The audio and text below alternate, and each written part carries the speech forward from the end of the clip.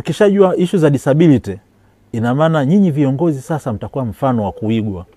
Yaani mtajua tukienda sehemu fulani bwana, hivi yule mwenye ualbino tunataka tukakane pale fresh, ndio twendeni naye.